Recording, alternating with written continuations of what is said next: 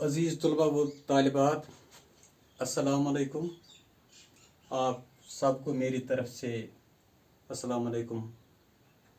मैं खज़र मोहम्मद शेख हाज़िर खिदमत हूँ और आज मैंने जो टॉपिक चुना है, जो टॉपिक मैं आपके साथ शेयर करूँगा, उसका मौजू है अकाउंटिंग इक्वेशन।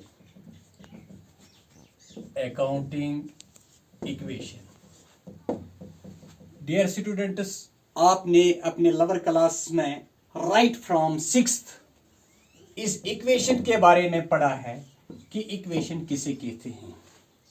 और मैं आपकी याद दहानी के लिए कहूंगा कि ये इक्वेशन जो है, it is a statement of equality,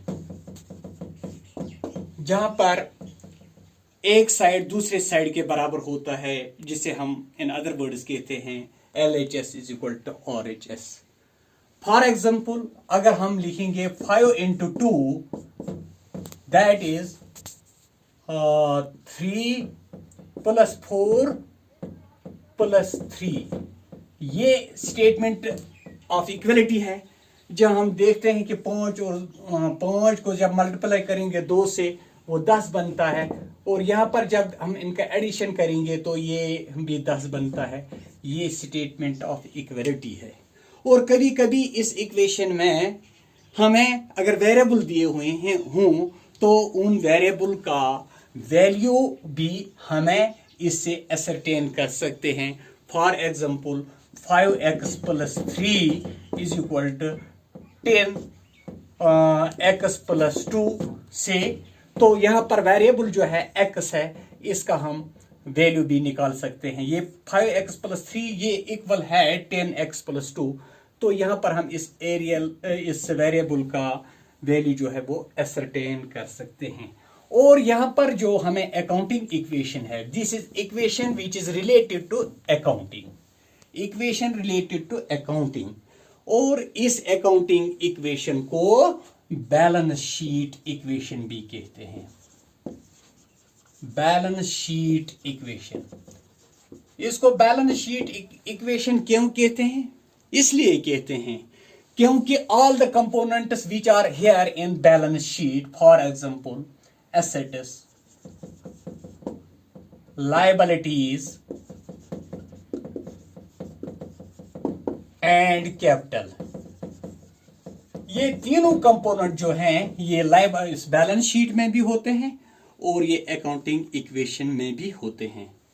तो इससे पहले कि मैं अकाउंटिंग इक्वेशन के हवाले से मजीद बात करूं, तो मैं आपको पहले ये समझाने की कोशिश करूंगा कि ये एसेट्स, लायबिलिटीज और कैपिटल जो होते हैं बैलेंस शीट।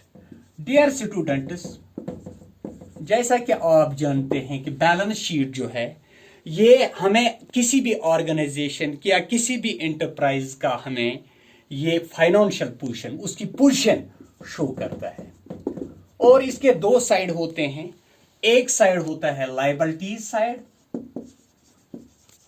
और लेफ्ट हैंड साइड, और यहां पर हम अमाउंट दिखें इन रुपीज, और दूसरा साइड है एसेट्स साइड, इसमें भी हम अमाउंट इन रुपीज लिखते हैं। लायबिलिटीज जो है, these are the sources where from we get money, where from we get finance, ये liabilities है। और इन liabilities से हम अपने assets परचेज करते हैं, जो assets हम यूज करते हैं for running and managing our businesses।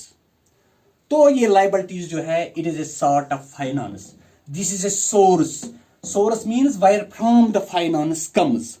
आप देखिए कि कैपिटल जो है, ये एक जो कोई भी अपनी शुरू बिजनेस करता है तो शुरुआत में वो कैपिटल के हवाले से कुछ शुरू में जो वो पैसा अपने इस बिजनेस में लगाता है, ये कैपिटल है। और इसमें वो कोई एसेट भी, अगर कैश के साथ वो कोई एसेट भी इन्वेस्ट अपने बिजनेस में कर सकता है। तो ये कैपिटल जो है ये भी एक लायबिलिटी है, लेकिन ये लायबिलिटी जो है बिजनेस के लिए ये ओनर्स लायबिलिटी है, क्योंकि business and the owner they are two separate identities. Business अलग है और ओनर अलग है। जब ये ओनर कैपिटल लाता है तो ये कैपिटल ओनर की जो है बिजनेस के लिए लाइबिलिटी होती है, लेकिन इस कैपिटल से ये कैपिटल जो है बिजनेस के लिए फाइनेंस है। इस फाइनेंस के जरिए से वो एसेट्स मैनेज करता है और डे टू डे बिजनेस को रन करने के लिए जो पैसा चाहिए वो भी यहां से आता है। तो ये कैपिटल जो है ये ओनर्स की लायबिलिटी बिजनेस के लिए है, लेकिन ओनर की। इस कैपिटल में हम और फिर जब इसको प्रॉफिट मिलता है और वो अपने बिजनेस में ही उनको रखता है, उसको हम कहते हैं रिटेन्ड अर्निंग्स, वो भी इस कैपिटल के साथ रहते हैं। तो इसको हम कहेंगे कि ये ओनर्स इक्विटी है। और इस इक्विटी के अलावा बिजनेस को और भी फंड्स की जरूरत पड़ती है। तो ये फंड्स जो हैं ये और भी कई इदारों से हमें अरेंज होते हैं। मिसाल के तौर पर लोन है, लोन हम बैंक से लेंगे या और फाइनेंशियल इंस्टीट्यूशंस है उनसे हम लोन लेंगे और लोन के ज़रिए से हम अपने बिजनेस को फाइनेंस करेंगे। तो लोन के साथ साथ और भी ये है, हमें डिबेंचर्स हैं या शेयर्स के ज़रिए से भी, डिबेंचर्स और शेयर्स के ज़रिए से भी हम अपनी बिजनेस को फाइनेंस कर सकते हैं, हमारे बिजनेस में पैसा आ सकता है। तो ये जो है ये इंटरनल ओनर्स लायबिलिटी और आउटसाइडर्स लायबिलिटी, ये दोनों लायबिलिटीज हैं, ये हमें फाइनेंस करते हैं एसेट्स। इसके अलावा हमारे पास और भी कुछ करंट एसेट्स होते हैं, करंट लायबिलिटीज होते हैं। ये करंट लायबिलिटीज जो हैं, these current liabilities we have to pay within 1 year। और ये करंट लायबिलिटीज हमें करंट एसेट्स को ये इन डे टू डे ऑपरेशन में मदद करते हैं और 1 साल के अंदर अंदर इनको हमें पे करना होता है। मिसाल के तौर पर हमें कभी थोड़े से पैसों की जरूरत पड़ी, हमारा बैंक के साथ अकाउंट है, तो हमने बैंक ओवरड्राफ्ट है, तो ये हमारे लिए करंट लायबिलिटी है और साल तक इसको हमने पे करना है। बैंक ओवरड्राफ्ट है, ये करंट लायबिलिटी है। इसी तरह से बिल्स पेएबल जो है, बिल्स पेएबल, ये करंट लायबिलिटी है विच वी हैव टू पे विद इन 1 ईयर। इसी तरह से आउटस्टैंडिंग एक्सपेंसेस हैं एक्स्ट्रा। तो इस वक्त मेरा ये टॉपिक नहीं है, लेकिन अकाउंटिंग इक्वेशन को आप के लिए, अकाउंटिंग इक्वेशन समझाने के लिए मैं इनके बारे में बात कर रहा हूं। तो एसेट्स जो हैं, एसेट्स में है फिक्स्ड एसेट्स, तो इसमें है land and building, plant and machinery, furniture and fixtures और व्हीकल्स, कंप्यूटर एक्स्ट्रा, ये हमारे फिक्स्ड एसेट्स हैं। इसी तरह इन फिक्स्ड एसेट्स में एक और पार्ट भी है, वो गुडविल है, पैटेंट्स हैं और कॉपीराइट है, वो भी फिक्स्ड एसेट्स में आते हैं, लेकिन उनको हम ये इंटेंजिबल फिक्स्ड एसेट्स कहते हैं। तो सरदस आप इतना ही ये रखें याद कि लैंड है, बिल्डिंग है, प्लांट एंड मशीनरी है, फर्नीचर हैं, फिक्सचर हैं, व्हीकल्स हैं।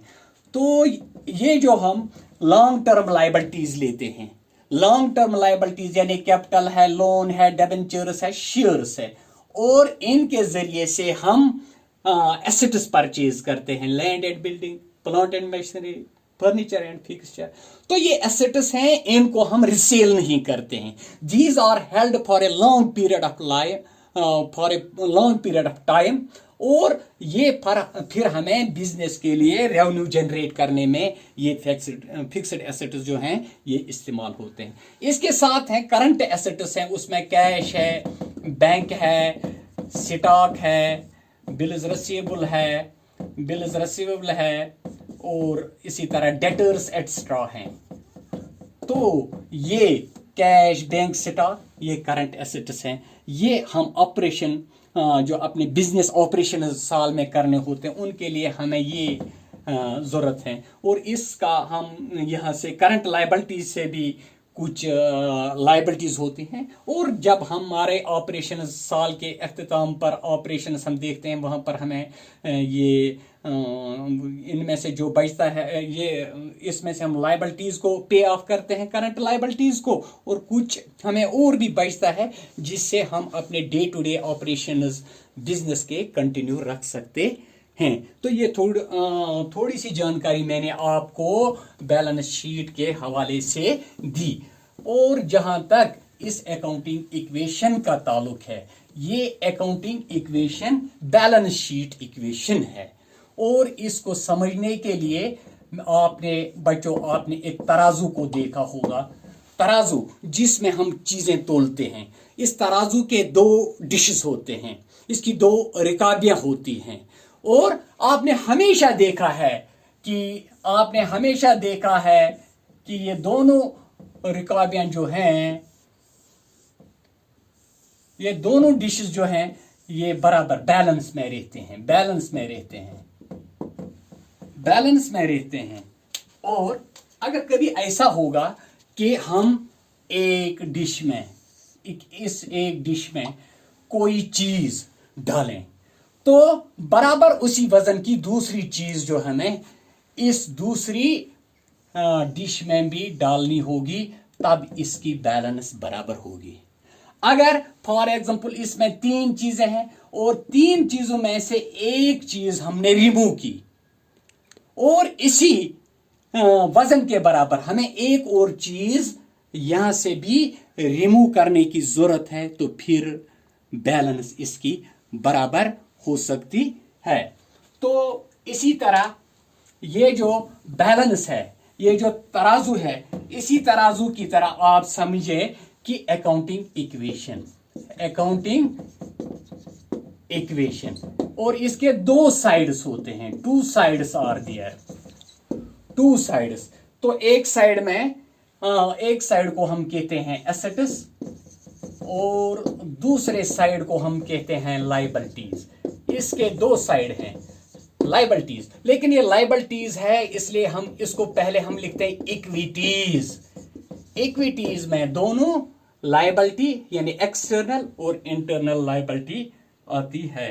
तो इसमें इक्विटी साइड है और बोथ साइड, ये एसेट साइड और लायबिलिटी साइड, इन दोनों साइडों में इक्वल वैल्यू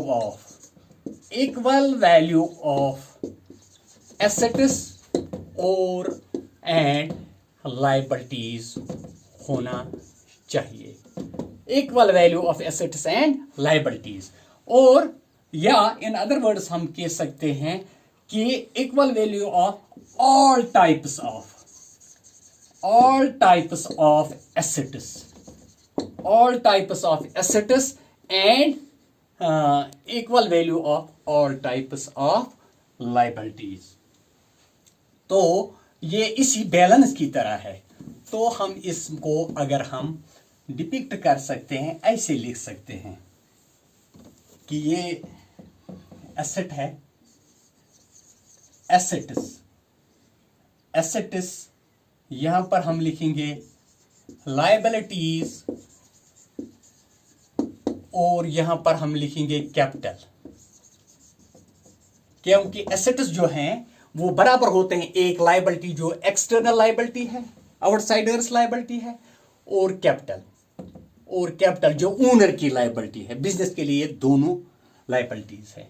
अब देखिए कि एसेट्स में हमें कौन कौन आता है। एसेट्स में हमें लैंड एंड बिल्डिंग भी आएगा, मशीनरी आएगी, कंप्यूटर होंगे, इसी तरह कैश आएगा, बैंक आएगा, स्टॉक आएगा।